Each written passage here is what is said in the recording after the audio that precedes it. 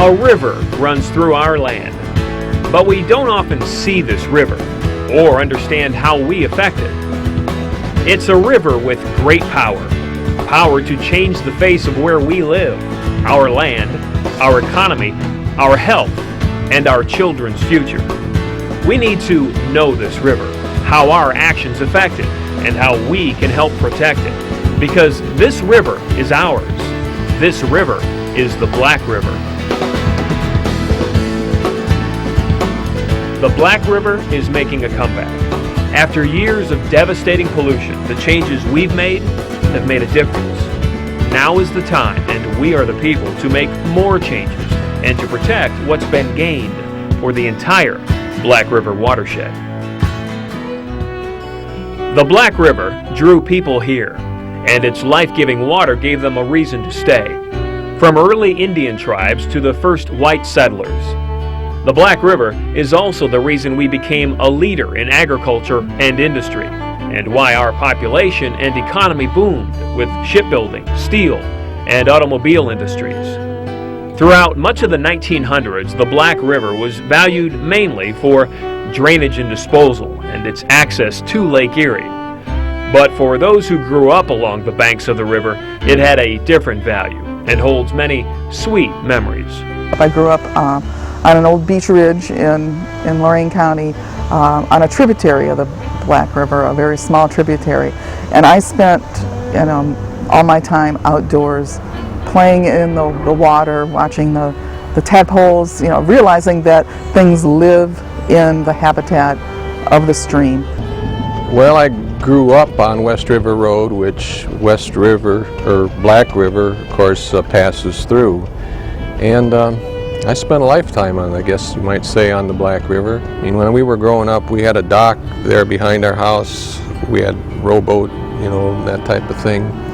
Built a lot of rafts on the Black River, too. But memories of the Black River changed dramatically. The river, when I was a kid, was someplace where you wouldn't even go around to play, and someplace you were told by your parents to keep away from because of the dirtiness of it and the pollution. I remember even fishing wasn't a good idea. I remember the pictures of the carp with cancer pulled out all over them, and the different fish with all deformed because of the different pollutions. So I remember as a kid it was a pretty rough area. The Black River was a rough area, a river with seriously deformed fish, with water so contaminated it was determined unsafe for swimming, or wading, or fishing. The Black River used to be known as the River of Fish Tumors. In 1965, one of the county commissioners called the Black River the main sewer line to Lake Erie. It was one of the 43 most polluted river systems in the Great Lakes.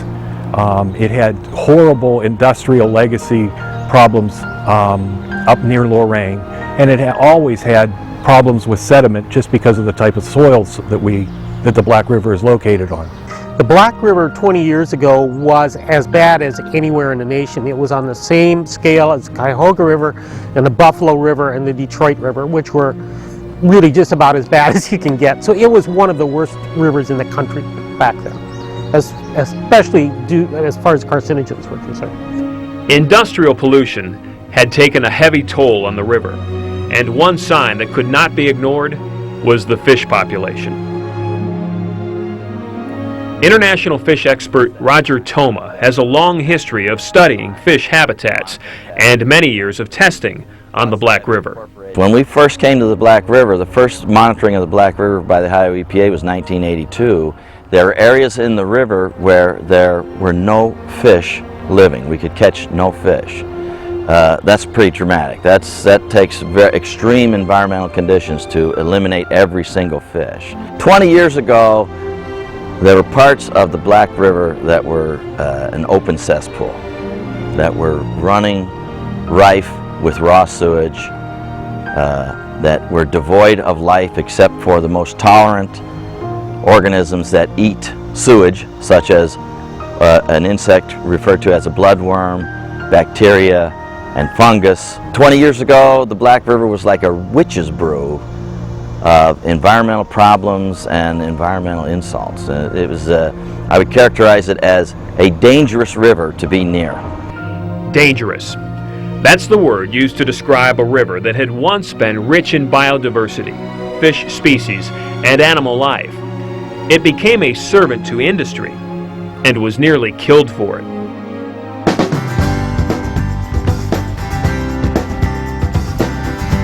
April 2004. The progress has been remarkable.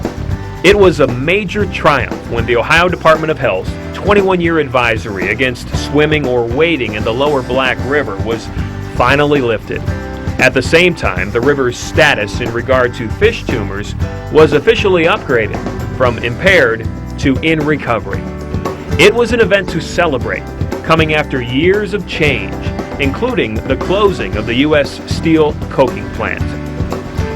It's much better now. It's so much better. It's just almost unbelievable to those of us that were here early on. We had the coke plant closed down, which brought some improvement. And then they did a dredging in 1990 to take out the worst of the contaminated muds and sediment in the river. To tell the story of the Black River's recovery, look back in time. You get a sense of how the damage started and the changes that began to turn it all around. In the late 1800s and early 1900s, you see the U.S. Steel Plant and the American Shipbuilding Company begin to pour industrial waste into the river. You see the first sanitary sewers pumping directly into the river, causing an increase in typhoid. And for more than 70 years, you see little or no regulation of what was discharged into the Black River. When did change begin? After the Cuyahoga River caught fire and gained national attention. The first federal environmental regulation, the Clean Water Act, was enacted shortly after that. Then came the Ohio EPA doing extensive studies on the Black River. But even after the regulations and dredging and improved wastewater treatment, more needs to be done. Why? Because the problems are not just from pollutants being discharged into the river. The problems are throughout the land drained by the Black River, the area called the watershed.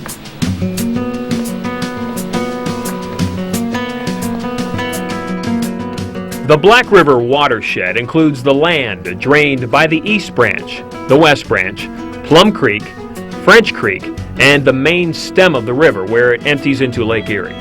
To make real improvements, we needed to deal with the entire watershed on a grassroots level, to tell the people about what was happening, and to make changes.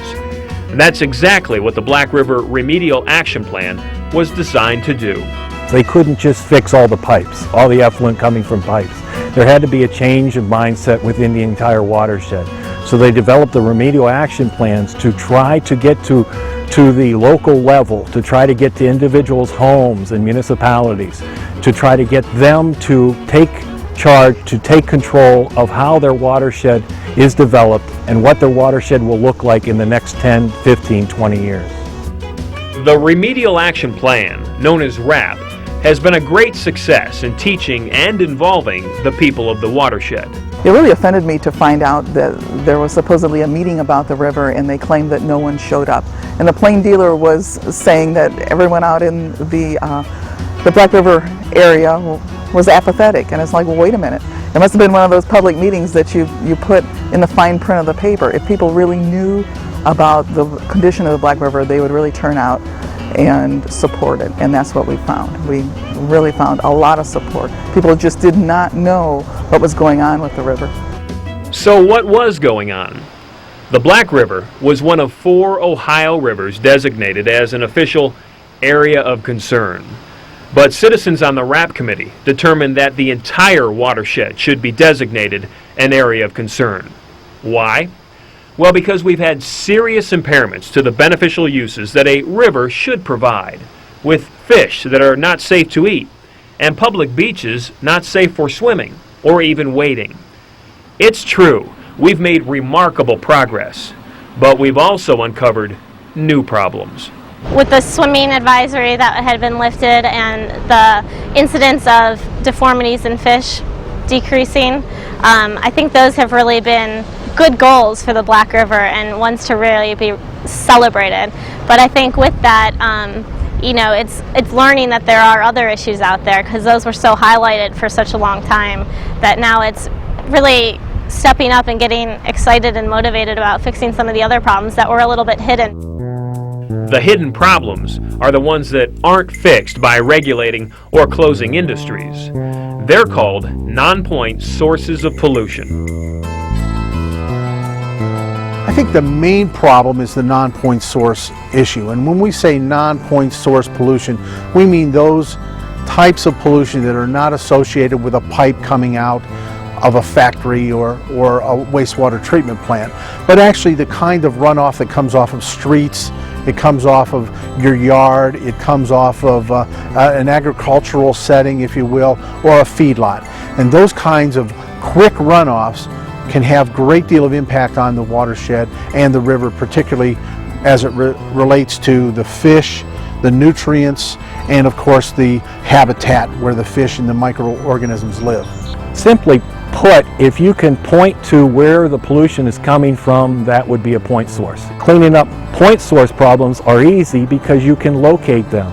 Cleaning up non-point source problems are more difficult because it is so diverse, it is so watershed wide. Besides adding pollutants to the water, we're literally losing our land.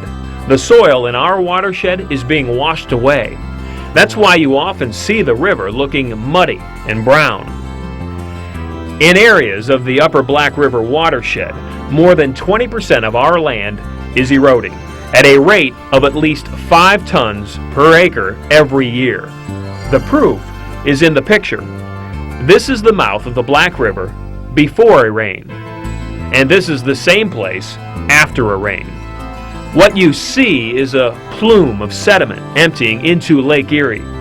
What you see is the soil we're losing. Over 17,000 acres eroding at excessive levels, with more than 80% of it cropland. To fix the problems in the Black River watershed, we need to understand how each of us may be causing the erosion and non-point pollution. First, take this little quiz. What percentage of the land in our Black River watershed is used for industrial purposes?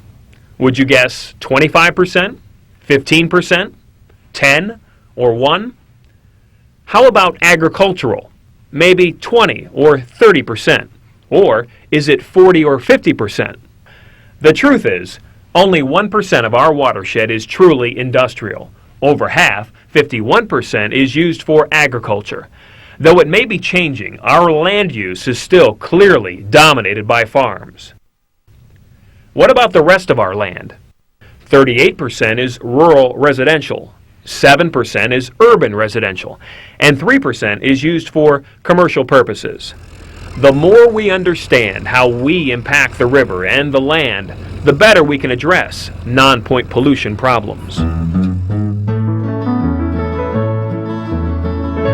We are the people of the Black River watershed. We are farmers, homeowners, developers, public officials, and students. We are the ones who can make a difference.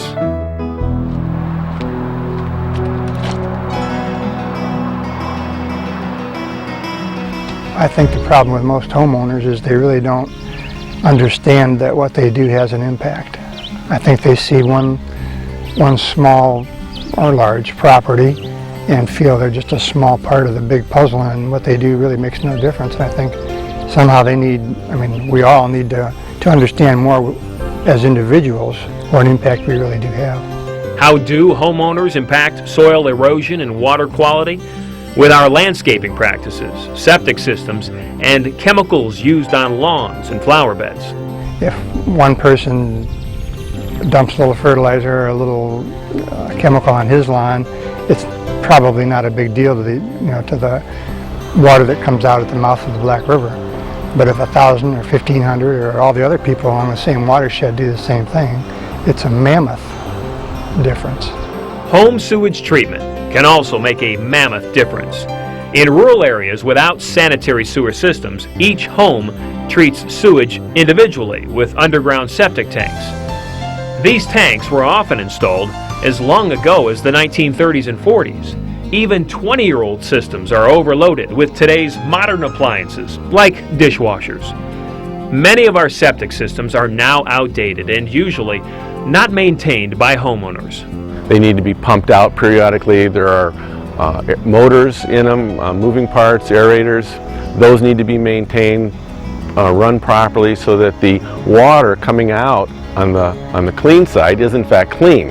In many cases, that water coming out of the older septic systems is not clean, and that means human waste is going directly from our septic systems into the river. The new homeowners I don't think impacted very much because all the sewage systems are on lot. In the old homes where these sewage systems aren't maintained properly, some of them have direct outlets to the river or to creeks and streams that go to the river, and they would cause a lot of untreated sewage or effluent to go there. The general thought is if my toilet flushes, then my system's working. But what is happening is the wastewater is going down our drains from our home into the tank, and the tank is discharging to a pipe, and the pipe is going to a stream that goes to the Black River, that goes to Lake Erie, and it's basically a direct shot. Septic systems aren't a priority to the homeowner until they back up or fail. Failing means that somewhere in your yard you've got a sewage water effluent bubbling out, and then they panic.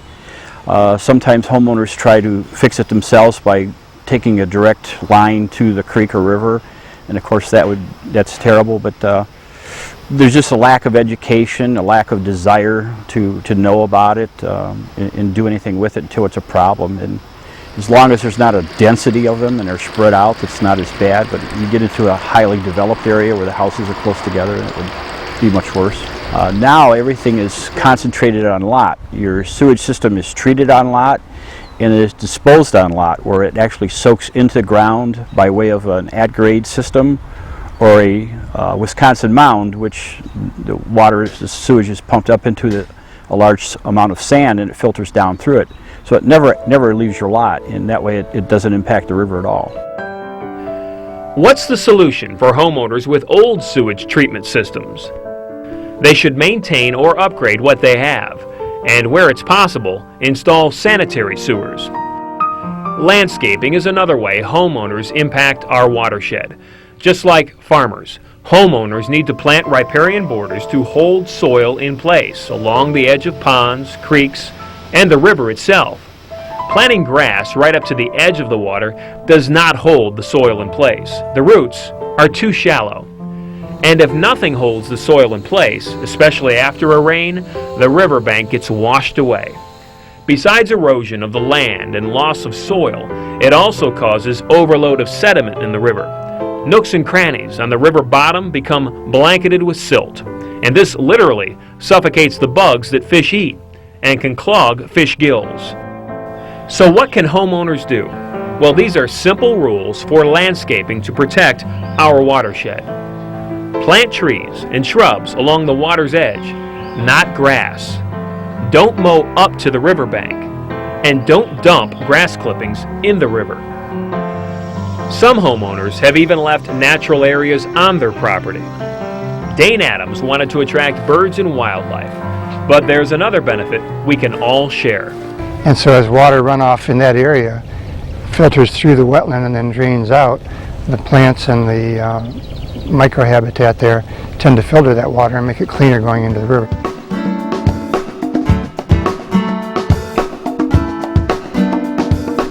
Working together, we can improve and protect our watershed. People from the townships and the cities, environmental groups, farmers, and homeowners are getting together to talk about the problems and share solutions on an advisory committee. It's great to bring all of these players together at the table, which doesn't seem to happen a lot, that you get township trustees along with city people, along with concerned citizens, so you kind of run the gamut with concerns that are out there, and you know, we don't want to be duplicating efforts. The word is getting out that improving and protecting the Black River watershed demands voluntary effort, and in some cases, new regulations, such as how we handle stormwater in our communities. The things that are important to us is certainly stormwater management, proper control and method of that. What takes place in the extreme southern part of Lorain County a higher elevation, all of that stormwater flows down to places like Amherst and Lorraine, and their development, if not handled properly in terms of the additional stormwater runoff, will cause flooding downstream towards the north here. Too often in the past, one city would focus on their needs and, for example, stormwater.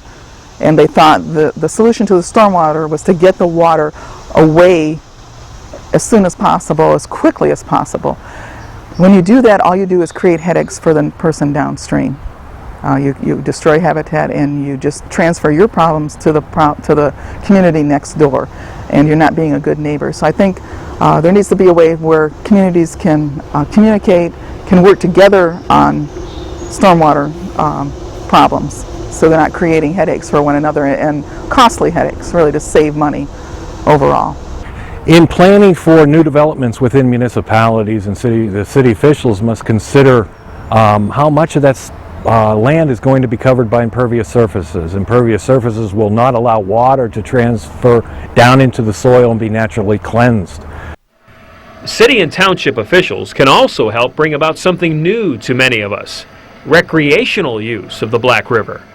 The amount of wood ducks and things that nest along it, and like I say, the raccoons, herons, the deer frequent it, cross it. It's beautiful, but as far as water sports or fishing, it's not used like rivers in other states or different places. Most people think of the Black River as just a drainage, and it's not. In the next 20 years, I think you're going to have a lot more recreational use of the Black River and Lake Erie.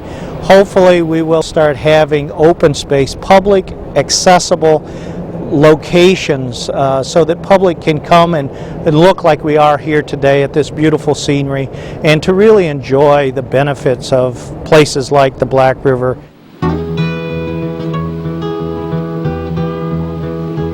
The future of the Black River watershed is in the hands of the young. Students need to understand the river and have the joy of going right to the water. This has been the first year that I've been teaching that the warning has been lifted and it was okay, to get into it.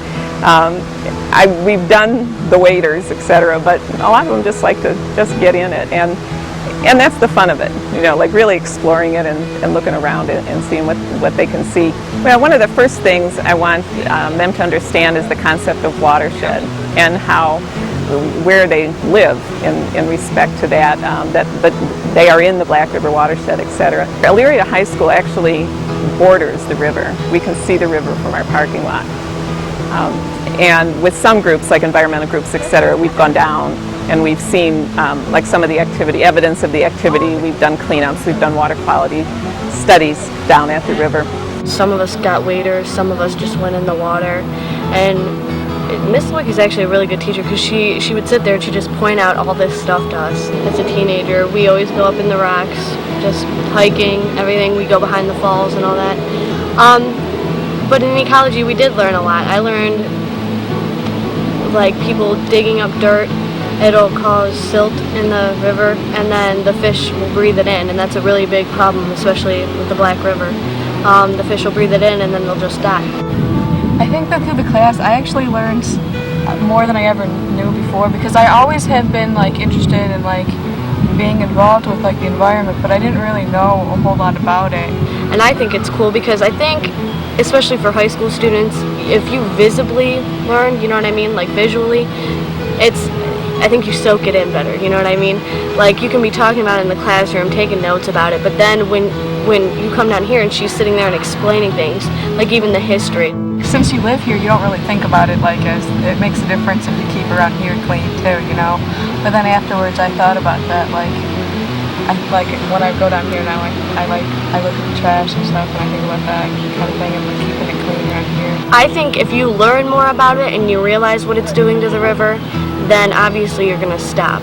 Like us, how much we learned, it makes you think twice about, like you said, just throwing something on the ground or just your everyday lifestyle. It really does make you change, makes you think. There is a lot of gloom and doom in environmental studies because humans have impacted the planet so greatly. But on the other hand, when they can see studies and they can actually, see data about water quality, that things have changed. Lake Erie itself, it's changed tremendously in my lifetime. Then it gives them a reason to modify practices or to, just live like good stewards of the earth, because it can make a difference, and it does. We are making a difference. After improvements to Illyria's wastewater collection system and upgrades at the Grafton wastewater treatment plant, the US EPA determined that organisms living at the bottom of the East Branch of the Black River have fully recovered.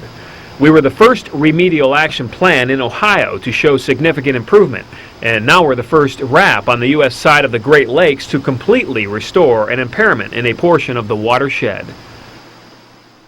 This shows the potential that the East Branch can achieve. If the bottom-dwelling creatures, if the first rung on the food ladder can improve to such an extent that they're exceptional, they're considered exceptional, it shows the potential for the East Branch to achieve great things even in the fish habitat and other wildlife habitat around the subwatershed. The improvements are incredible, but we don't want to stop there. We want to keep going. But I don't think we're at that step yet where everybody realizes that their farm or their septic tank could be causing the river down here in Lorraine to be a little more cloudy than the nice blue tones that we like to see here. We must change our mindset. We must live responsibly. We must leave riparian corridors, little buffer systems along the watersheds. We must try to maintain our septic tanks. We must develop neighborhoods responsibly. I think if people have personal contact, whether it's recreational or any other interactions with the river, that they have definitely have a much closer connection and come to realize the impact of their actions on the watershed. Definitely the out of sight, out of mind thing has got to go by the wayside. People really need to be reconnected and get it that they are a part of this whole picture. We're all in this together, the people of the Black River watershed. This is our river. This is our responsibility.